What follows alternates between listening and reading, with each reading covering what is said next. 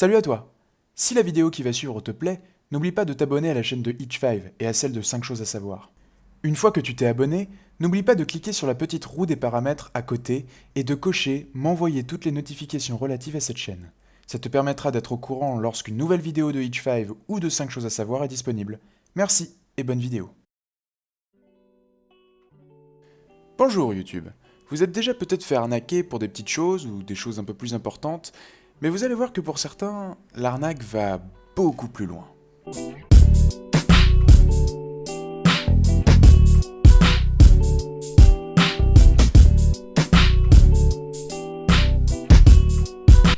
Vous saviez que c'est en fait très simple de devenir roi?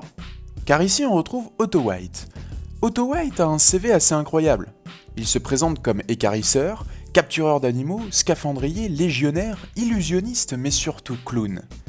En 1912, l'Albanie déclare son indépendance et il faut donc un roi. Otto White achète un costume et une fausse moustache, puis envoie un message aux autorités albanaises pour annoncer son arrivée. Otto White annonce dans son premier discours qu'il déclare la guerre au Monténégro et que son harem sera désormais constitué de filles du peuple. Le pire dans tout ça, c'est que Otto White va réellement être fait roi d'Albanie.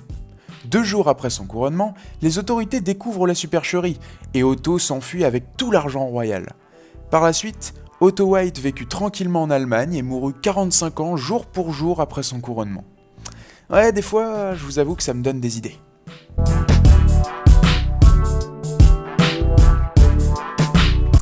On attaque maintenant avec Christophe Roccancourt. C'est un petit gars bien de chez nous, car il est français, mais il a exercé la majeure partie de son arnaque aux États-Unis. Christophe va en arnaquer plus d'un en se faisant passer pour un ex-champion de boxe, de Formule 1, fait croire à Jean-Claude Van Damme qu'il va produire son prochain film, devient le meilleur pote de Mickey Rourke, vit dans la suite de Pretty Woman, prétend être fils de comtesse, escroque des trafiquants de drogue et même Michel Polnareff. Il voyage même en jet privé, enfin bon, vous avez compris le personnage. Je vous cache pas qu'il est passé par la case prison, et il doit toujours $1 million à toutes ses victimes. Sorti de prison, il fait paraître 2 autobiographies, apparaît dans un clip de Tunisiano, présente une émission sur National Geographic et vit une aventure avec Sonia Rolland. Pour la petite anecdote, il devait tellement d'argent à tout le monde qu'à la sortie de son procès, il taquine en disant « On paiera 20 € par mois pendant 2000 ans ». En gros, vous avez compris que les victimes vont pas revoir leur argent.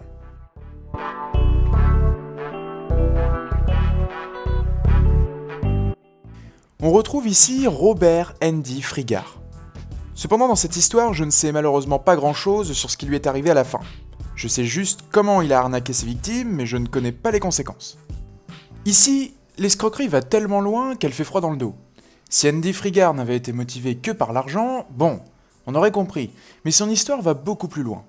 Ce barman britannique s'est fait passer pour un agent du MI5. Le MI5, ce sont les services secrets du Royaume-Uni. Et il a réussi à convaincre plusieurs personnes qu'elles étaient traquées par l'IRA. Et l'IRA, c'est l'armée républicaine irlandaise. Il leur prenait de l'argent, des faveurs, les manipulait et les poussait à faire des tests de loyauté tellement farfelus visant à prouver qu'ils étaient dignes d'être des agents du MI5. Ces victimes vivaient recluses, restaient enfermées des semaines et refusaient de parler à la police de peur qu'ils soient des agents doubles. Je ne sais pas si ce mec s'est fait interner en hôpital psychiatrique, mais si vous en savez plus à ce sujet, n'hésitez pas dans les commentaires.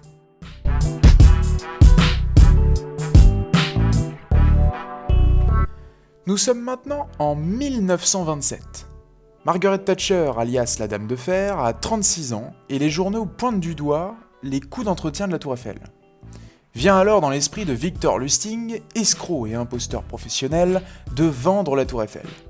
Il envoie des invitations dans la ville de Paris aux 5 plus grands ferrailleurs de la région et sort alors le grand jeu. Le pire, c'est qu'un pigeon mord à l'hameçon. Il s'appelle André Poisson. Ce André Poisson verse une énorme somme d'argent à Victor Lustig pour être placé en haut de la liste des acheteurs. Finalement, il se rend compte de l'arnaque. André Poisson n'osera même pas porter plainte de peur que le monde entier se foute de lui. Après avoir échoué à vendre la Tour Eiffel une seconde fois, Lustig se réfugie aux États-Unis pour vendre des machines à imprimer des faux billets, notamment à Al Capone, avant de se faire arrêter en 1934. Bah lui, dans l'arnaque, il aura tout fait.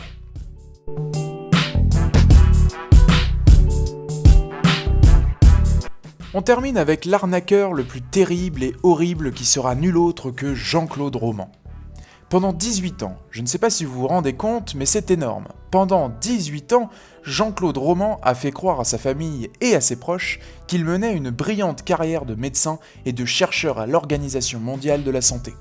En réalité, le docteur Maboul n'a jamais dépassé la seconde année de médecine et vit de sommes d'argent escroquées à son cercle d'amis sous promesse de la vente de médicaments contre le cancer, médicaments bien évidemment faux. Les ennuis commencent en 1988, lorsque son beau-père demande le remboursement de ses billets.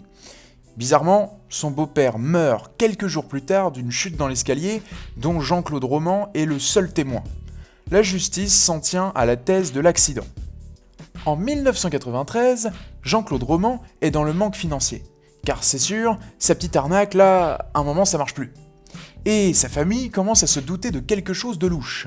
Jean-Claude Roman commence à sentir aussi que son arnaque dérape et il tue alors sa femme à l'aide d'un rouleau à pâtisserie, il tue également ses 2 enfants à la carabine, il part déjeuner chez ses parents et les tue également avec la carabine, et tant qu'à faire, il tente aussi de tuer son ancienne maîtresse, mais sans succès cette fois.